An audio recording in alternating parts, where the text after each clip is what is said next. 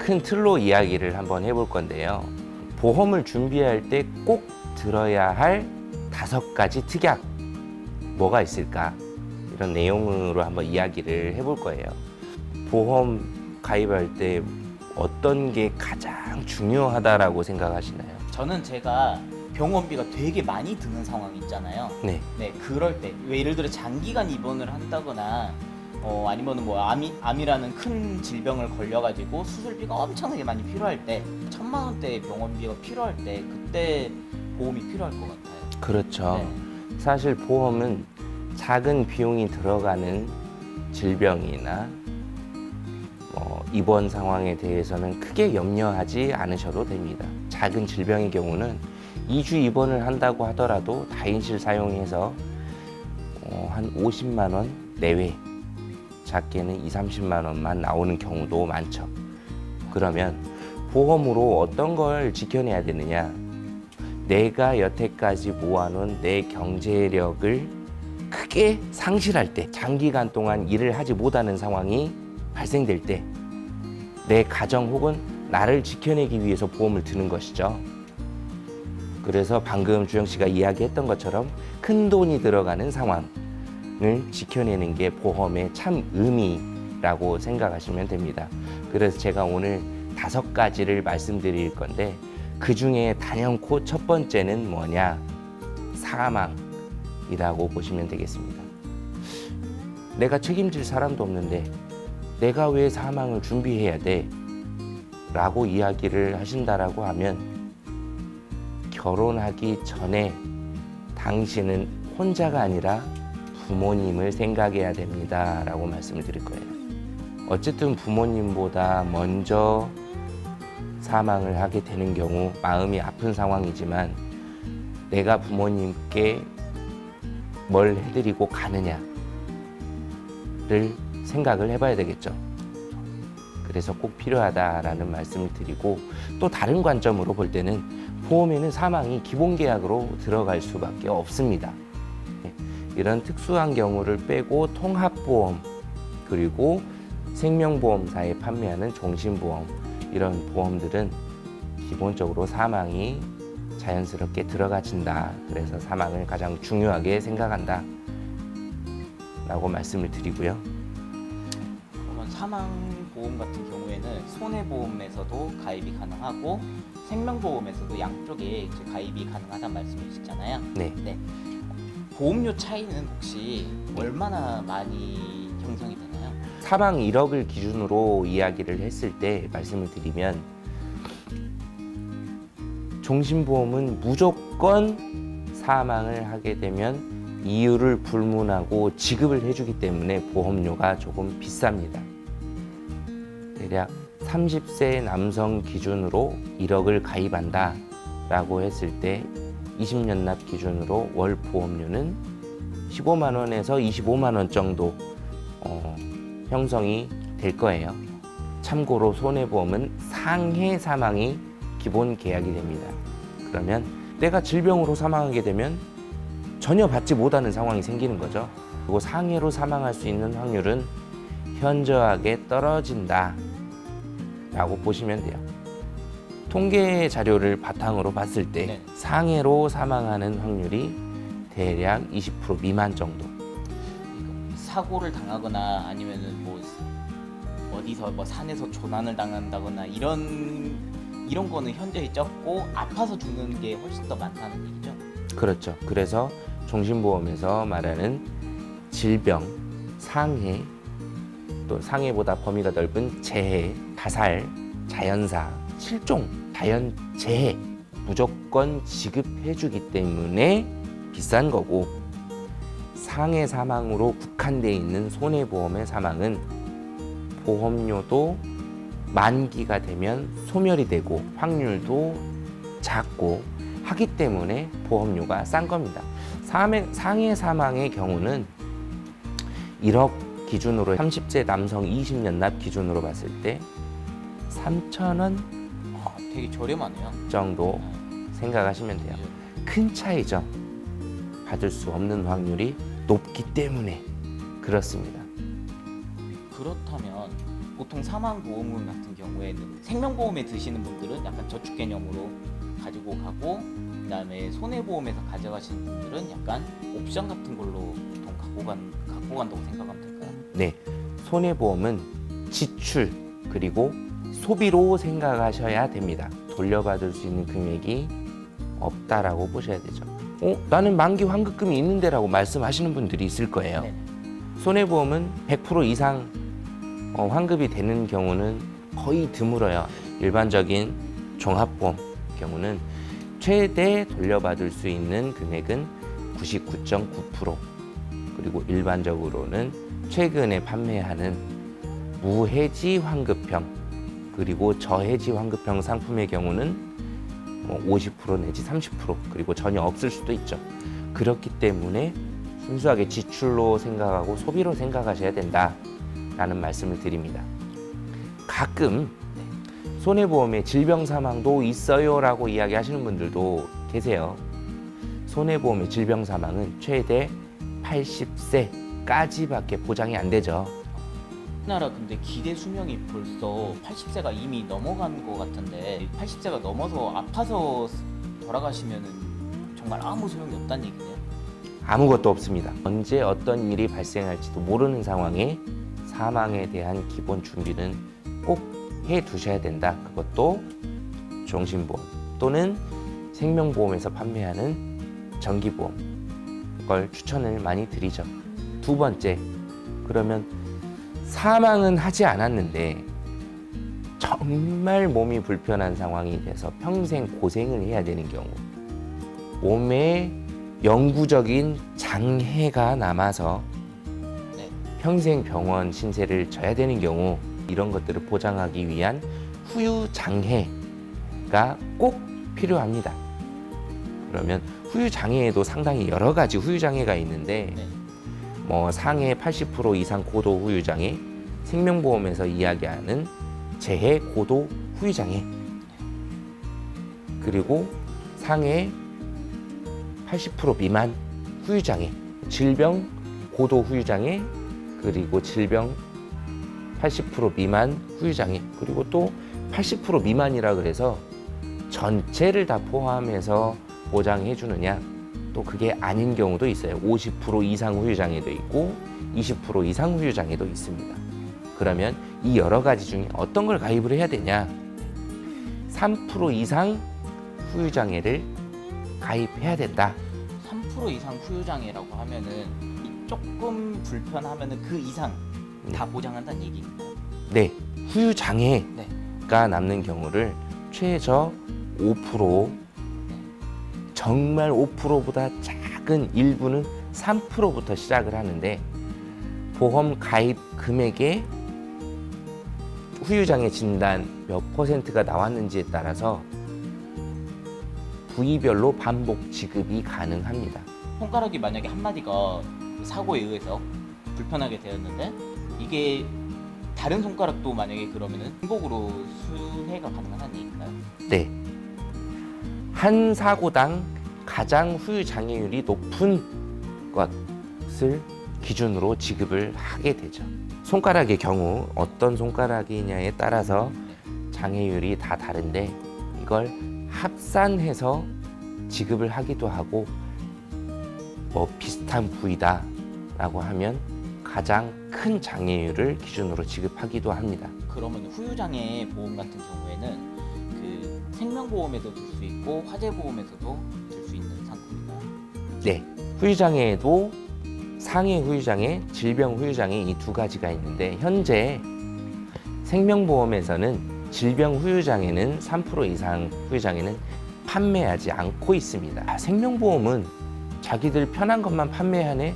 이렇게 생각하실 수도 있는데, 생명보험의 기본적인 의미는 생명에 지장이 있을 정도로 큰 질병, 큰 사고, 큰 위험에 대해서 보장을 해주기 때문에, 실제 일반 사망이 되는 주계약에서 질병 후유장애 또는 상해 후유장애 50% 이상이 된다라고 했을 때는 보험료 납입 면제를 해주는 경우가 종종 상품별로 있습니다. 그리고 납입 면제 특약을 가입할 수 있는 경우도 있죠. 평생 보험료를 납입하지 않고도 보험 혜택을 받을 수 있다라는 어마어마하게 큰 장점이 있죠. 그렇기 때문에 전혀 없다라고 볼 수는 없고, 생명보험의 의미와 맞게끔 큰 후유장애가 생겼을 때 납입 면제를 해준다라고 생각하시면 됩니다. 그리고 생명보험에서는 재해 후유장애를 이야기를 하는데, 손해보험의 상해 후유장애보다는 받을 수 있는 범위가 넓죠. 재해는 우연성과 외래성 이 두 가지 요건만 충족을 하면 재해 보상을 받을 수 있는데, 손해보험에서 말하는 상해의 경우는 외래성, 우연성, 급격성 이 세 가지 조건을 만족을 해야 되는 거죠. 자, 그러면 급격성은 뭐냐? 어떠한 상황을 인지를 했음에도 불구하고 그 위험을 강행해서 발생한 사고는 보장하지 않는다. 예를 들어서 등산을 하려고 하는데 입산 금지 팻말이 있고 그 팻말을 봤음에도 불구하고 내가 산행을 하다가 다친 경우, 그래서 후유장애가 발생한 경우 또는 사망에 이른 경우는 손해보험에서는 지급하지 않죠. 왜? 급격성을 인지했음에도 불구하고 그 행동을 취했기 때문이죠. 그래서 후유장애, 특히 상해 후유장애의 경우는 생명보험에 크게 가입을 하시는 것이 좋다라는 말씀을 드리고, 질병 후유장애는 생명보험에서는 사실 판매를 하지 않고 있기 때문에 손해보험에서 가입을 하시는 것이 좋다, 이렇게 말씀을 드립니다. 그 다음에 세 번째 준비할 것은 네. 진단비는 3대 진단비가 있다고. 암, 뇌출혈, 급성 심근경색 이 세 가지를 3대 진단비라고 이야기를 하는데, 최근에는 뇌졸중 그리고 뇌혈관 질환에 관한 폭넓은 보장들이 나오고 있다 보니까 이 내용들도 포함이 되고, 심장 질환에 대해서도 심혈관 질환까지 보장을 받는 내용으로 보시면 됩니다. 뇌질환 쪽에서 뇌경색은 어디에 포함됩니까? 뇌경색은 뇌졸중에 포함이 되죠. 뇌혈관 질환은 뇌졸중, 뇌경색, 뇌출혈 이 모든 것들을 전체를 다 포함을 하고 있죠. 그래서 이렇게 3대 진단비, 암, 그리고 뇌 관련 질환, 그리고 심장 관련 질환 진단비 세 가지는 꼭 있으셔야 된다. 진단비 같은 경우에는 손해보험하고 생명보험 모두 다 판매하는 상품이죠? 네, 뇌출혈과 급성 심근경색은 생명보험에서 판매를 하고, 뇌졸중 그리고 뇌혈관 질환, 심혈관 질환 이런 보장이 넓은 부분은 손해보험에서만 현재 판매가 되고 있죠. 종합적으로 들고 싶으면 손해보험 쪽이 더 유리하다라고 이해하면 될까요? 맞습니다. 보장의 폭을 넓히고자라고 하신다면 손해보험에 가입하시는 것이 유리한 방법이죠. 그럼 이거는 가족력에 따라서 뭐 가입이 제한되거나 거절되거나 하는 것들도 있나요? 가족력은 보지 않습니다. 그래서 내가 가족력이 있다라고 하면 미리 보장을 크게 준비를 해 두시는 것도 방법 중에 하나죠. 이는 걸릴 수 있는 확률이 훨씬 높기 때문입니다. 네 번째는 수술비라고 하시는데, 수술비는 저희 의료 실비로 들어가야 될지 아니면 뭐 진단비 쪽에서 들어가야 될지 처음 가입하시는 분들은 되게 막막할 것 같아요. 네, 근데 수술비는 그러면 어떤 쪽으로 바라봐야 될까요? 네, 좋은 질문입니다. 수술비 같은 경우도 상당히 여러 종류의 수술비가 있어요. 생명보험에서 전통적으로 판매했던 1, 2, 3, 4, 5종 수술비가 있고, 손해보험에서 판매하는 질병 수술비, 상해 수술비, 그리고 성인병 질환 수술비, 손해보험에서도 5종 수술비를 판매하는 회사들이 늘어나고 있는 추세입니다. 어떤 수술비가 5종인가요? 작은 1종 수술부터 큰 수술, 개두, 개복, 개흉을 동반한 수술까지 최저 금액 10만 원부터 최대 뭐 1,000만 원까지 이렇게 5가지 단계로 지급을 해주는 수술 특약이에요. 그래서 손해보험에 전통적으로 판매했던 질병 수술비와 상해 수술비 정액으로 지급되는 이 수술 특약보다 보장 크기가 훨씬 크기 때문에 예전에는 생명보험에서 이 5종 수술비를 판매를 많이 했었죠. 그런데 경쟁력이 차이가 나기 때문에 손해보험에서도 이 5종 수술비를 현재 많이 판매하고 있는 상황입니다. 그래서 수술비를 어디에 가입해야 되느냐는 제가 권해드리는 경우는 능력이 된다라고 하면 5종 수술비는 여러 곳에 최대한 많이 들어두시는 게 본인에게 이득이 된다. 왜 그러냐면 우리 전 영상 보시면 수술비 같은 경우에는 중복으로 수령이 가능합니다.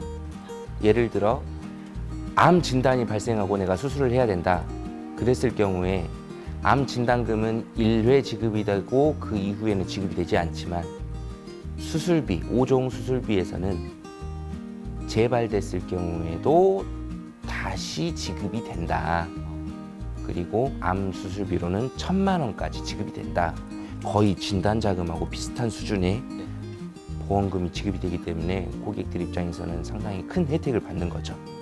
그리고 성인병 수술비에 대한 경우도 손해보험에서 많이 판매가 되고 있는데 이런 것들은 회사별 특이사항을 잘 파악하셔서 가입하시는 것이 좋습니다. 마지막으로는 의료 실비가 있어요. 의료 실비는 선택형 의료 실비와 표준형 의료 실비 이 두 가지가 있는데 선택형 의료 실비는 의료보험 혜택을 받는 급여 부분에 대해서는 90%, 의료보험 혜택이 되지 않는 비급여 부분은 80%까지로 제한이 됩니다. 그래서 선택형은 90%와 80%, 표준형은 그저 80%까지만 보장이 되기 때문에 일반적으로 모든 설계사들이 선택형 의료실비를 가입을 권해드리고 있지만 혹시 실수로 표준형을 가입하시는 분들은 생기지 않게끔 이 내용 잘 확인하셨으면 좋겠고요. 더불어서 이번 일당을 많은 분들은 좋아하시는데 왜 일당을 이야기 안 하지? 라고 생각하실 건데 노후에 의료실비 특약 보험료가 상당히 많이 갱신돼서 비싸지는 경우에 의료실비를 대체할 수 있는 부분은 이번 일당이다라는 말씀을 드리려고 실비와 같이 말씀을 드리려고 말씀을 안 드렸던 거죠. 저는 이번 일당은 노후에 의료 실비와 같은 역할을 해준다라는 생각을 많이 하고 있습니다. 의료 실비가 만능인 것 같지만 실제로 병원 생활을 많이 하게 되는 노후 시기에는 실비 보험료 자체가 큰 폭으로 갱신이 되기 때문에 유지할 수 없는 상황이 분명히 발생할 수가 있죠. 그럴 때에는 의료 실비를 해지를 하고라도 이번 일당으로 그 부분을 대체를 해야 된다. 그래서 이번 일당도 거의 실비와 같은 존재다. 그래서 준비를 잘 하셔야 된다라는 말씀을 드립니다. 입원 치료를 통해서 병원비를 입원 일당으로 상쇄를 시키는 거죠. 그러면 처음 가입할 때 그러니까 나이가 젊으신 분들은 일단은 실비를 먼저 가입을 하고 그다음에 우리 부모님 세대 같은 경우에는 갱신을 해가지고 너무 높다고 판단이 되면은 그때 한번 설계사님하고 상담을 통해서 바꿔보는 것도 나쁘지 않다. 네, 그렇게 이해를 하면은 좋을 것 같습니다. 맞습니다. 오늘 이 5가지 주요 내용에 대해서 말씀을 드렸는데 보험은 지금이 보험 가입의 최적기다. 항상 지금이 지나가면 현재보다 더 좋은 보험은 나오지 않는다 라고 인식하시고 본인의 보험을 한번 점검해 보시길 바랍니다.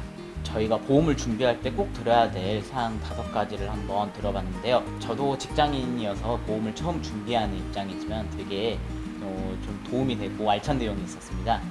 오늘 영상 여기서 마무리하겠습니다. 감사합니다. 감사합니다.